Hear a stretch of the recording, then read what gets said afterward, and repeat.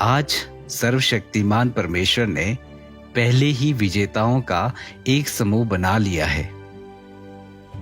उन्होंने राज्य का सुसमाचार फैलाने के लिए सब कुछ त्याग दिया है। तो परमेश्वर ने विजेताओं का पहला समूह कहां बनाया है?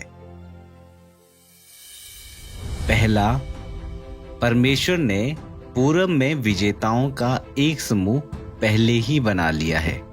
आइए हम पहले कुछ संकेत पाने के लिए बाइबल के कुछ पद पढ़ें। ये वे हैं जो उस महाक्लेश में से निकल कर आए हैं।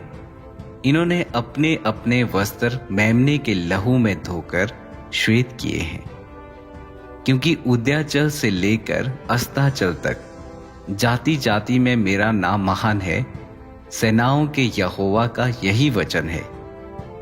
क्योंकि जैसे बिजली पूर्व से निकलकर पश्चिम तक चमकती है, वैसे ही मनुष्य के पुत्र का भी आना होगा।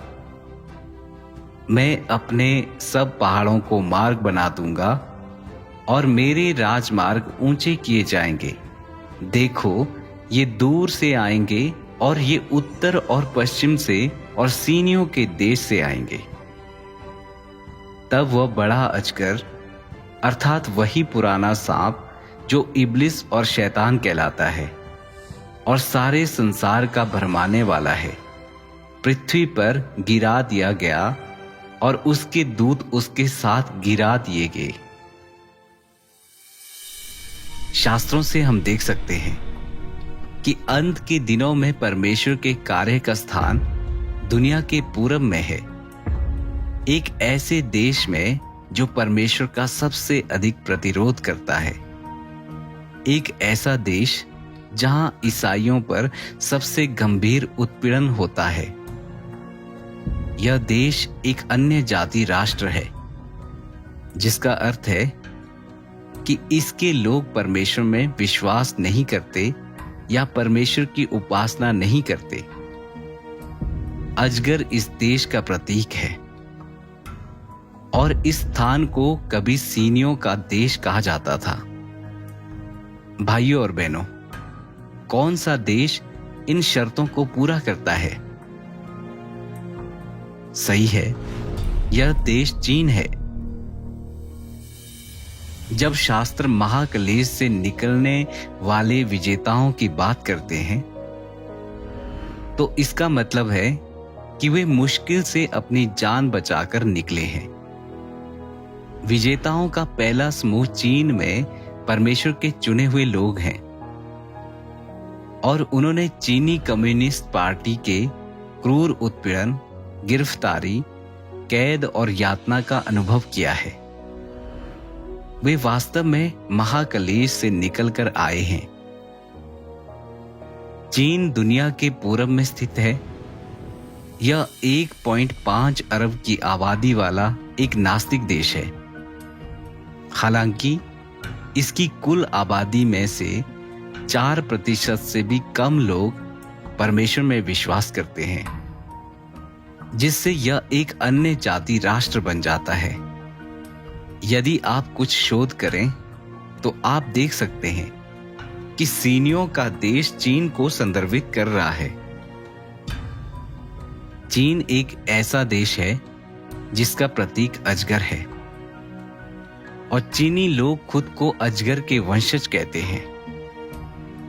तो परमेश्वर अंत के दिनों में चीन में अपने न्याय का कार्य शुरू करता है, ताकि विजेताओं के एक समूह को पूर्ण बनाया जा सके, जो पूरी तरह से बाइबल की भविष्यवाणियों के अनुरूप है।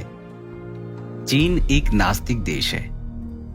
अपने शासन की शुरुआत से ही चीनी कम्युनिस्ट पार्टी ने कैथोलिक धर्म, ईसाई धर्म और विभिन्न अन्य धार्मिक विश्वासों का पागलों की तरह दमन और प्रतिबंध लगाना शुरू कर दिया। चीनी कम्युनिस्ट पार्टी नास्तिकता और भौतिकवाद में विश्वास करती है। इसने खुले तौर पर घोषणा की है कि कभी कोई उद्धारकर्ता नहीं हुआ है। इसका उद्देश्य सभी धार्मिक विश्वासों को खत्म करना साम्यवाद को साकार करना और चीन और दुनिया को एक नास्तिक क्षेत्र बनाना है। इसलिए यह ईसाई धर्म और कैथोलिक धर्म के प्रति अत्यधिक घृणा रखती है। धार्मिक विश्वासों का दमन करने वाले अपने दस्तावेजों और प्रचार में चीनी कम्युनिस्ट पार्टी ने हमेशा कैथोलिक और ईसाई धर्म को बुरे पंथ के रूप में निंदित किया है और बाइबल को एक पंथवादी पुस्तक के रूप में निंदित किया है। अनगिनत प्रतियों को जब्त और जला दिया है। इसने विदेशों से चीन भेजी गई अनगिनत बाइबल को समुद्र में फेंककर नष्ट भी किया है। विदेशी मिशनरियों को बाहर निकाल दिया, चीनी प्रचारकों को कैद और पुनर्शिक्षित किया और अनगिनत ईसाइयों और कैथोलिकों को गिरफ्तार किया और क्रूरतापूर्वक सताया है। धार्मिक मान्यताओं पर सीसीपी का उत्पीड़न दुनिया में सबसे गंभीर है। इस शत्रुता के मूल में परमेश्वर के प्रकटन और कार्य के प्रति सीसीपी की गहरी घृणा और भय निहित है। साथ ही परमेश्वर द्वारा व्यक्त किए गए सत्यों की इसकी अस्वीकृति भी। तो यह उन सभी के प्रति भी अत्यधिक घृणा रखती है जो परमेश्वर का अनुसरण करते हैं और उसकी गवाही देते हैं। अंत के दिनों के मसीह सर्वशक्तिमान परमेश्वर ने वचन देह में प्रकट होता है में लाखों वचन व्यक्त किए हैं। सभी धर्मों और संप्रदायों से और जीवन के सभी क्षेत्रों से लोग जो सत्य से प्रेम करते हैं और परमेश्वर के प्रकटन के लिए तरसते हैं, उन्होंने सर्वशक्तिमान परमेश्वर के वचन पढ़े हैं और पुष्टि की है कि उनमें अधिकार और सामर्थ्य है। वे सत्य की अभिव्यक्तियां हैं और वास्तव में परमेश्वर की वाणी है। उन्होंने एक के बाद एक सर्वशक्तिमान परमेश्वर के अंत के दिनों के कार्यों को स्वीकार किया है और परमेश्वर के सिंहासन के सामने लौट आए हैं। केवल 20 से कुछ अधिक वर्षों में पूरे मुख्य भूमि चीन में कई लाख लोग सर्वशक्तिमान परमेश्वर की ओर मुड़ गए हैं। हाल के वर्षों में सर्वशक्तिमान परमेश्वर के राज्य का सुसमाचार एक के बाद एक विदेशों में कई देशों और क्षेत्रों में फैल गया है और दुनिया भर में अधिक से अधिक लोग अंत के दिनों के राज्य के सुसमाचार को स्वीकार कर रहे हैं। सीसीपी सर्वशक्तिमान परमेश्वर की कलीसिया के तेजी से विकास और वृद्धि से विशेष रूप से डरती है, क्योंकि यह परमेश्वर के प्रकटन और कार्य परमेश्वर मानव जाति को बचाने के लिए आने से बढ़कर किसी चीज से नहीं डरती। यह विशेष रूप से सत्य के प्रसार से डरती है कि सर्वशक्तिमान परमेश्वर के वचन पृथ्वी पर सामर्थ्य प्राप्त कर लेंगे। यह ईसाइयों द्वारा परमेश्वर के प्रकटन और कार्य की गवाही देने से डरती है और डरती है कि पूरी मानव जाति सर्वशक्तिमान परमेश्वर के अंत के दिनों के कार्य को स्वीकार कर लेगी और उसके वचनों के माध्यम से सत्य को समझ लेगी। सीसीपी के दुष्ट और प्रतिक्रियावादी सार की असलियत जान लेगी और अंततः इसे अपने दिलों से अस्वीकार कर देगी। अगर ऐसा हुआ तो चीनी लोगों को स्थायी रूप से नियंत्रित करने और गुलाम बनाने और दुनिया पर हावी होने की सीसीपी की भयावह महत्वाकांक्षा और साजिश पूरी तरह से चकनाचूर हो जाएगी। अपनी निरंकुश सत्ता बनाए रखने और चीन को एक नास्तिक क्षेत्र बनाने के लिए 1991 की शुरुआत में जब सर्वशक्तिमान परमेश्वर प्रकट हुए और अपना कार्य शुरू किया, सीसीपी ने सर्वशक्तिमान परमेश्वर की कलीसिया के खिलाफ बड़े पैमाने पर दमन और गिरफ्तारियां की।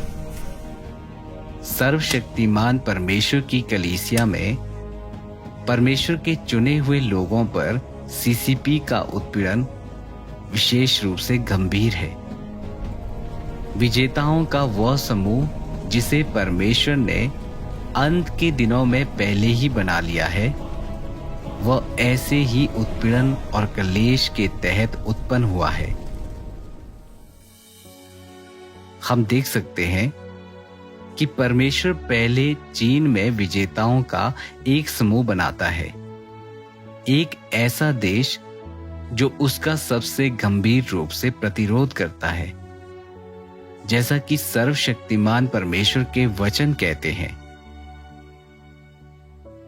यहोवा का कार्य दुनिया का सृजन था, वह आरंभ था। कार्य का यह चरण कार्य का अंत है और यह समापन है। आरंभ में परमेश्वर का कार्य इस्राएल के चुने हुए लोगों के बीच किया गया था और यह सभी जगहों में से सबसे पवित्र जगह पर एक नए युग का उद्भव था। कार्य का अंतिम चरण दुनिया का न्याय करने और युग को समाप्त करने के लिए सभी देशों में से सबसे अशुद्ध देश में किया जा रहा है। पहले चरण में परमेश्वर का कार्य सबसे प्रकाशमान स्थान पर किया गया था और अंतिम चरण सबसे अंधकारमय स्थान पर किया जा रहा है, और इस अंधकार को बाहर निकालकर प्रकाश को प्रकट किया जाएगा और सभी लोगों पर विजय प्राप्त की जाएगी। जब इस सबसे अशुद्ध और सबसे अंधकारमय स्थान के लोगों पर विजय प्राप्त कर ली जाएगी और समस्त आबादी स्वीकार कर लेगी कि परमेश्वर है, जो कि सच्चा परमेश्वर है, और हर व्यक्ति को पूरी तरह से विश्वास हो जाएगा, तब समस्त ब्रह्मांड में विजय का कार्य करने के लिए इस तथ्य का उपयोग किया जाएगा। कार्य का यह चरण प्रतीकात्मक है। एक बार इस युग का कार्य समाप्त हो गया तो 6000 वर्षों का प्रबंधन कार्य पूरी तरह से समाप्त हो जाएगा। एक बार सबसे अंधकारमय स्थान के लोगों को जीत लिया गया तो कहने की आवश्यकता नहीं कि अन्य जगह पर भी ऐसा ही होगा। इस तरह केवल चीन में ही विजय का कार्य सार्थक प्रतीकात्मकता रखता है। चीन अंधकार की सभी शक्तियों का मूर्त रूप है और चीन के लोग उन सभी लोगों का प्रतिनिधित्व करते हैं जो देह के हैं, शैतान के हैं, मांस और रक्त के हैं। बहुत सी जगहों पर परमेश्वर ने भविष्यवाणी की है, वह विजेताओं के एक समूह को सीनियों के देश में प्राप्त कर रहा होगा। वह जगह दुनिया के पूर्व में है जहां विजेताओं को प्राप्त किया जाना है। इस प्रकार परमेश्वर अपने दूसरे देह धारण में जहां कदम रखता है, वह बिना किसी संदेह के सीनियों का देश है, ठीक वह स्थान जहां बड़ा लाल अजगर कुंडली मारे पड़ा है। वहां परमेश्वर बड़े लाल अजगर के वंशजों को प्राप्त करेगा ताकि वह पूर्णतः पराजित और शर्मिंदा हो जाए। परमेश्वर पीड़ा के बोझ से अत्यधिक दबे इन लोगों को जगाने जा रहा है। जब तक कि वे पूरी तरह से जाग नहीं जाते, वह उन्हें कोहरे से बाहर निकालेगा और उनसे उस बड़े लाल अजगर को अस्वीकार करवाएगा।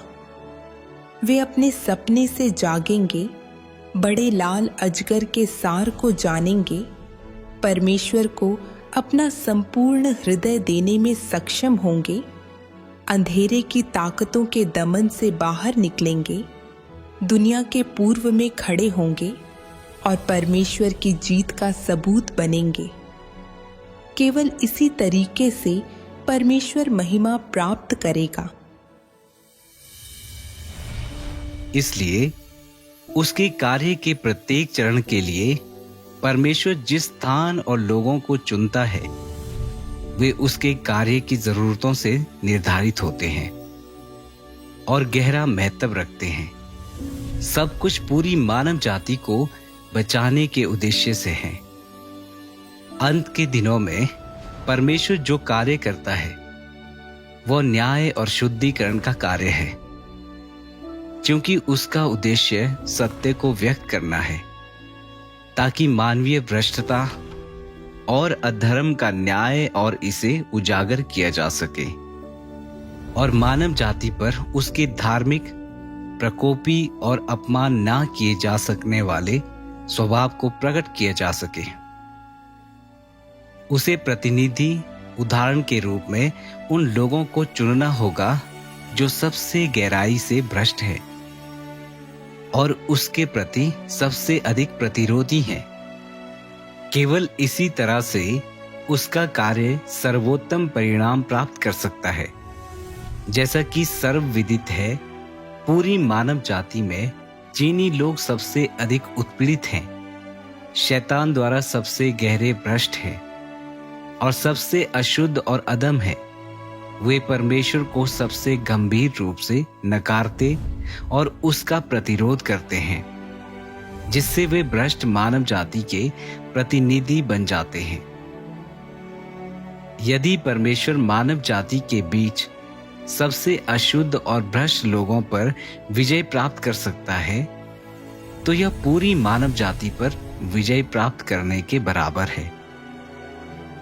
यह लोगों को परमेश्वर के पवित्र और धार्मिक स्वभाव को देखने की अनुमति देता है और अंततः स्तुति में उसके सामने आने देता है। यह परमेश्वर के कार्य के पीछे की बुद्धि को प्रकट करता है।